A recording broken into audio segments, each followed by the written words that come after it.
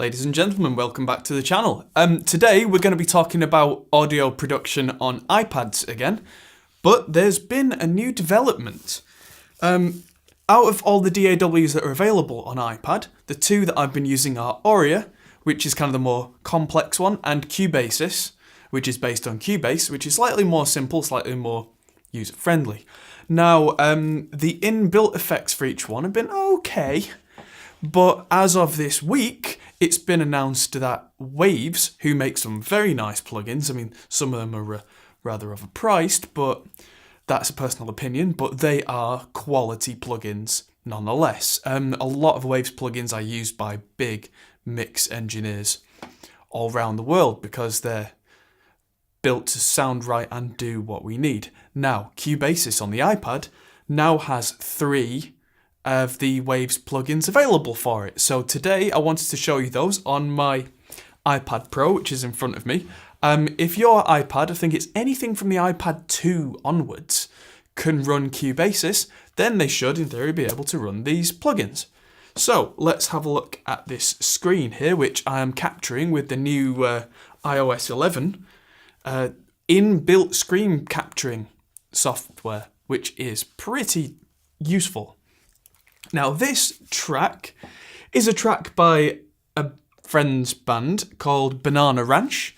They recorded this song here for the Eurovision Song Contest. Hopefully it's going to go somewhere, but who knows? But let's just hit play on this. These are just the stems that I've pulled in from mixing in the studio in Reaper. So it won't sound quite right because this doesn't have any mixing on it. This is pretty much dry stems.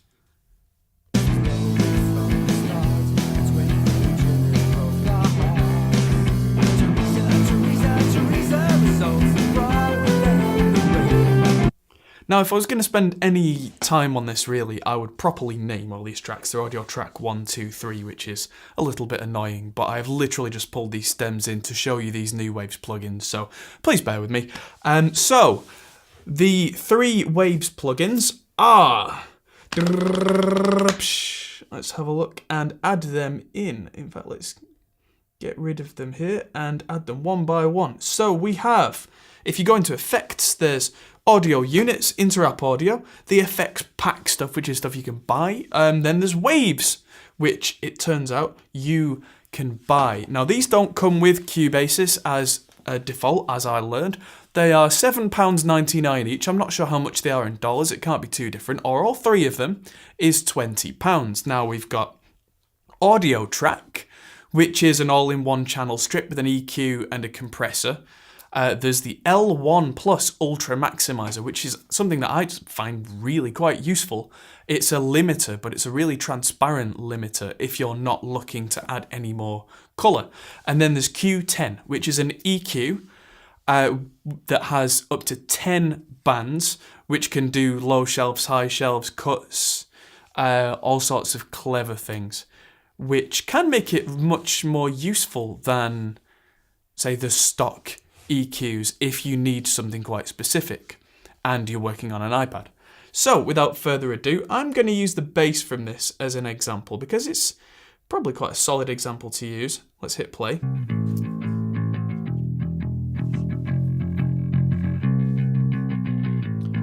So as we can hear, the bass is fairly well recorded. It was recorded through an amp with a bit of kind of tube compression in the amp. So it's not been through a compressor, it's just quite a fat kind of sound. So we don't necessarily need to add more compression. Now let's look first at Audiotrack, and that pulls up an entire window at the bottom, and this looks like the latest versions of all the Waves plugins. Apparently what they've gone and done is they've gone back to some of the original Waves plugins, some of the classics, and just updated the graphics so that it looks 2017 and not 1997. Even though under the hood it does the same thing, which makes it very processor efficient. And yeah, so anyway, Audiotrack is one that I've not used really because bigger and better came along for me since, but on a mobile device, this could be exactly what I need. So let's have a look. It's got a 4-band EQ, so let's hit play and play around with these.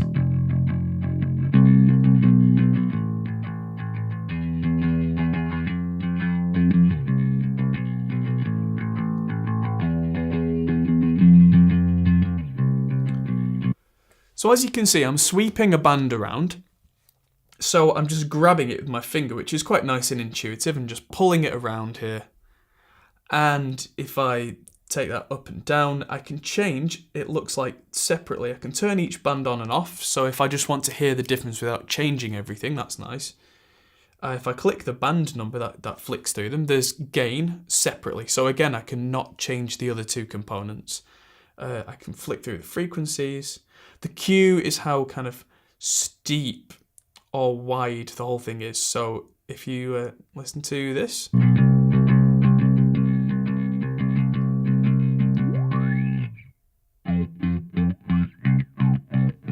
that wow sound is because it's such a specific frequency that I'm playing with. If I open that up, that becomes more obvious, more noticeable. So it looks like if I hit type, right. So the mid two bands, 2 and 3, can be a shelf, a low shelf, a high shelf, or a bell, which is your more common one. Number 1 can also be if I turn it on, a high pass filter. I always do that, I always mix them up. High pass filter, a low cut.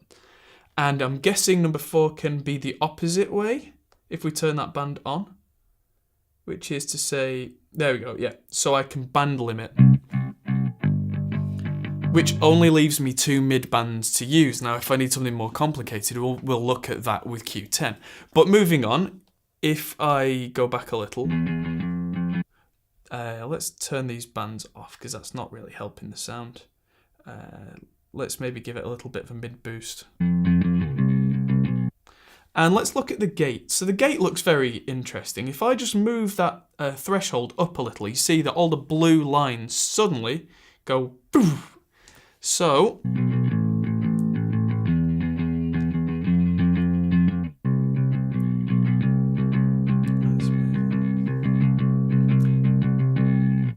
let's just see if this gate helps clean up these bass bits. If I turn this gate back off,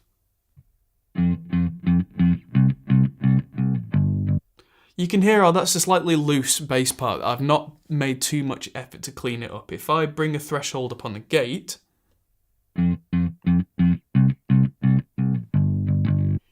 that may be a little too much, but maybe I could play with that a little and get something that clears the middle parts up there.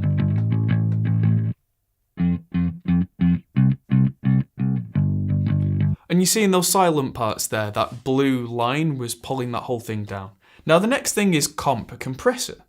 So if I bring the threshold down on that, it won't do anything yet. And that's because the compressor's ratio is set at 1. And 1-to-1 compression is no compression. That's kind of how it works. So if I up the compression ratio, I can down it as well to make it an expander, which is unusual and useful. But if I make that, let's say 3-to-1 compression, and then bring that down until it's doing something.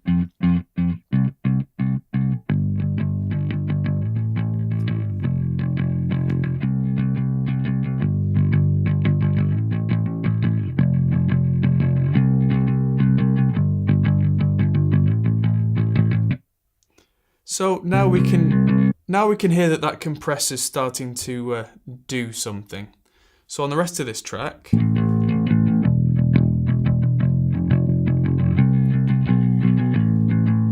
that's starting to just iron the track out, and that's really all we need on a bass in terms of using Audiotrack. But that's all the options are there. So let's say there's too much ultra low end. Let's bring this filter back in at maybe, I don't know, 30 something, 40 hertz, just to take the ultra low stuff out. And let's add in that high pass filter again above 10 kilohertz, just to take any extra hiss and noise out.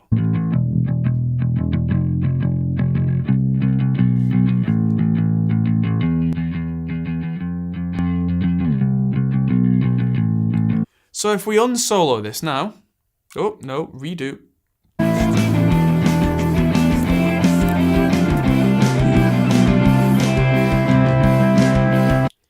Seems to sit quite nicely. I mean, there's a lot of guitar going on here. Go away, Glenn.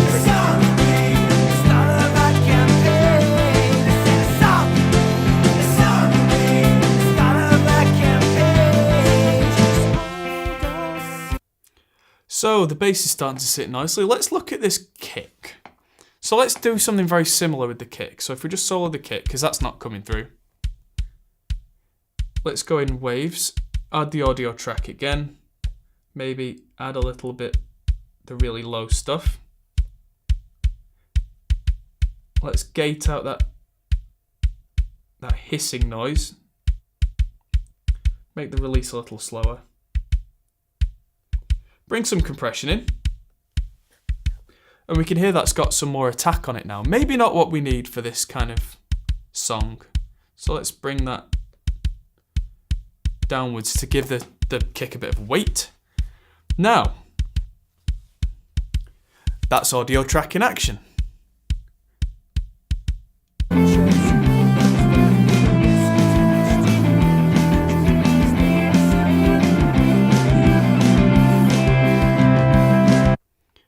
Now, let's have another look at this kick, because the kick probably didn't need any compression or anything, because it seems fairly solid the way it's been recorded.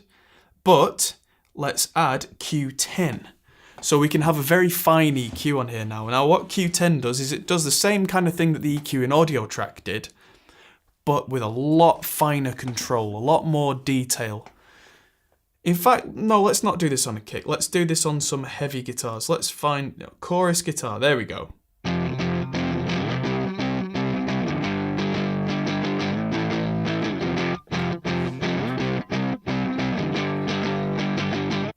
So this guitar's got quite a bit of power tube drive on it, not too much preamp drive, which is why it sounds kind of clean and kind of gritty at the same time.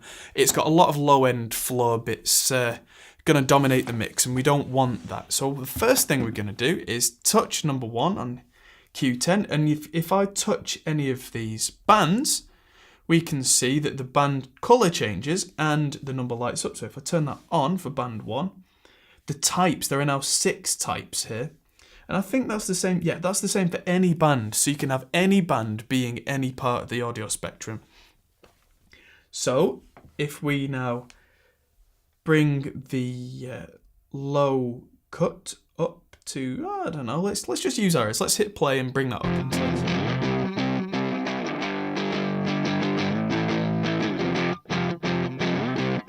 So somewhere above 100 we start to lose the flab. But let's just try number 2 with one of these broad bands, turn that on, and just add a little bit of a bump down there, just to add a bit of low-end weight back where that flab has gone, but it sounds thin.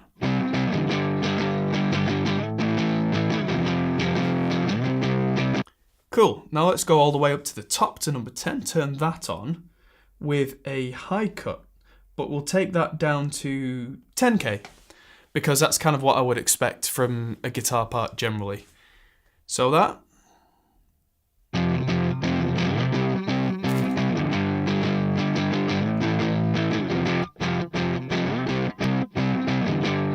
Sounds a bit fuller, isn't going to interfere with the bass too much. Let's bring out a bit of brightness. Let's use band 8. So let's make that a bit bigger, make the Q a bit wider, because I want to add around 4 or 5k, just a bit of brightness.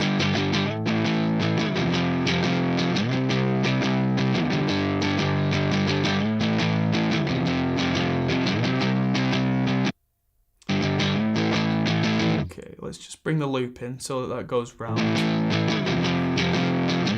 Because what's happened here is it sounds a little brighter, it sounds nicer, but there's kind of a chick in the top, which I don't like. So what I'm going to do is I'm going to pick band 9 now, and there's a different type that I can use, which is very specific. If I just bring it up, you can see it becomes very spiky. So what I can do is I can move that round, listen for where that chick is, and then just remove that with a very specific, I think they'd call it a notch rather than a bell because it's so specific.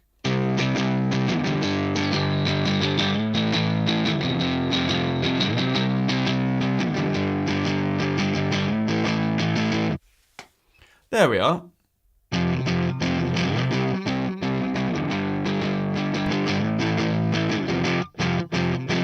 So that now already sounds brighter, fuller, more in your face, but it doesn't have that nasty element.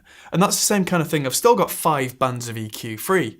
So I could, let's look at the low mids and maybe take a little bit of that out to make this fit better in the mix.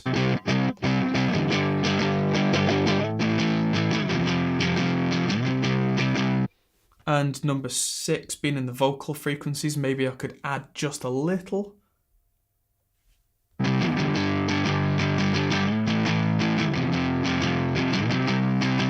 And then as a mix continues, if it turns out that in the mix this is not quite right and maybe I need to sculpt the low mids or something a little more, I've still got 3 bands free to do that with. And I don't need to stack and stack and stack EQs, which is much more efficient on something like an iPad where your processing power is relatively limited.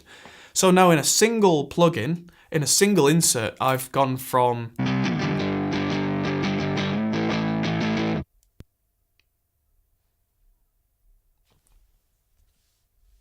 Hello?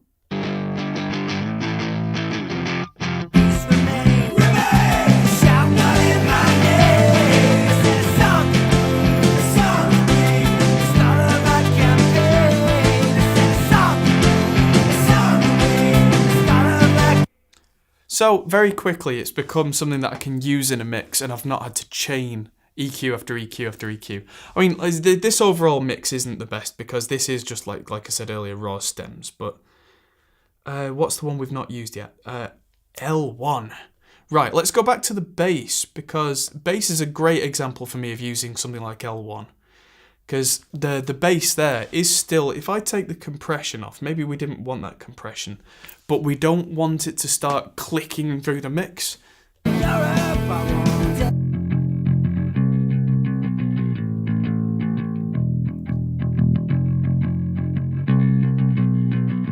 You can hear and you can see on this threshold meter where the level's going up and down depending on the strings.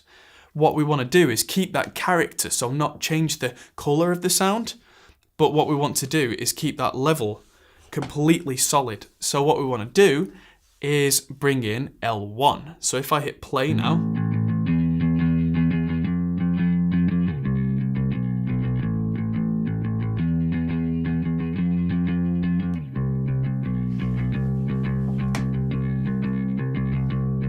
I used the link control there to bring the threshold and the output ceiling down because what I'm doing here is I'm not using this as a track loudener. Although I could use that and I probably will try that on the output. And I'm going to turn quantize off because this is just on a channel the way that I would use it. I'd use L1 on a bass, I might use it on a vocal to keep that pin to a level once that's been compressed and doesn't need any more compression but needs kind of leveling. So let's just try the bass with that on and the vocal together. Vox 1, here we go. So let's add another L1 on the vocal. I want to reason A to C. Europe is part of me. I want to state my case, remain. And shout not in my name. I said a song could be the start of a campaign. I said a song could be the start of a campaign. Okay, so that vocal sounds a little thin now, which is because we've not got that audio track on there anymore. So let's use Q10. I want to reason A to C. Europe is part of me. I want to state my case, remain. And shout not in my name. I said a song could be the start of a campaign. I said a song could be the start of a campaign.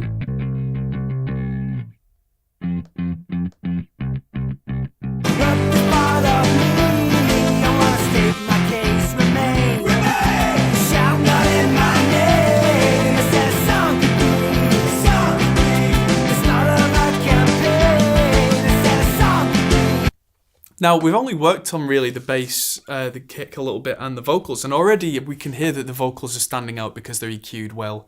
They're sitting well in even quite a dense, unfinished mix. The heavy guitar there is solid and stable in the mix. Strong and stable. My case remains.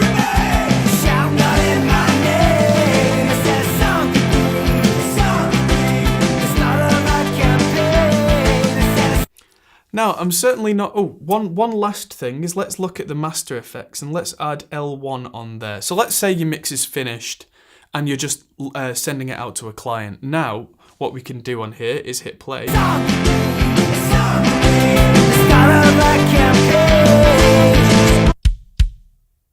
Oh, hello.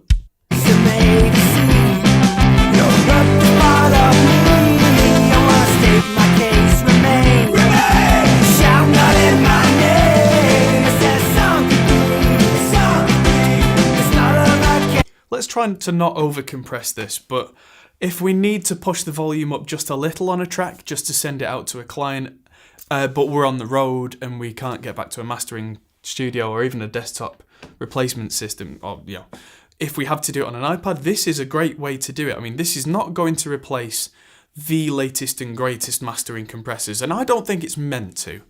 But now, instead of your mix clipping and hitting the output and sounding disgusting, now it can be properly limited so at least it has a fighting chance of sounding clean. Now, that's, there's only 3 Waves plugins on here, but it's worth talking about that this is a whole new era maybe in iPad production, that this is to me signalling the start of something, because these are some of the more basic Waves plugins, but the fact that they're now there to buy means that there's probably going to be more there to buy rather soon, depending on sales numbers. And seeing as though Waves are so respected, I can't see any reason why not.